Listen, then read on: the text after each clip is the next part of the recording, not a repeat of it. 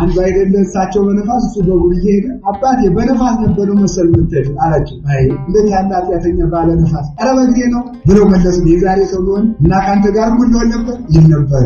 እሳቸው ግን ትውስ ስለሆኑ እንደዚህ ያላሉ። ተመልከቱ። በነፋስ በምዕራፍ ወጡ ውስጥ ቤታዌ ብዙ ባይደሩ ምዕራፍ ወጡ። ተመልከቱ።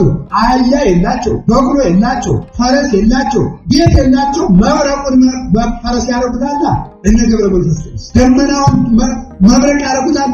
በቅሎ ፈረስ የላቸውም። አንበሳውን በቅሎ ፈረስ ያረጉታል እና አቡነ ሳሙኤል ዘዋልባ ውስጥ ቤታዌ ብዙ ባይደሩ ምዕራፍ ወጡ። አጋንንትን ቢያወጡ ይቻላቸዋል።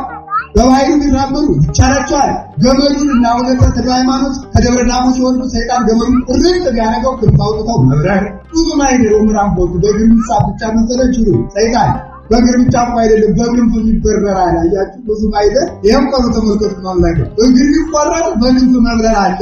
አይኑ ይወጣ ሉቃስን አይኑን ያወጣው ንጉሱ በዚህች የጣፍ በዚህ አይኑ ያነበብክ ነው ህዝቡን የክርስቶስ ያደረግኩ አይኑን ያወጣው የብርሃን አይን እጁ ይቆረጥ የብርሃን እጅ እጅ ብቻ መሰለ ይቀጥላል የብርሃን እጅ ይቀጥላል። የአይኑ ብቻ መሰለ ነው ለገረፈት አይናቸው ቢወጣ የብርሃን አይን ብዙ ማይደር ወምናፍ ወጡ።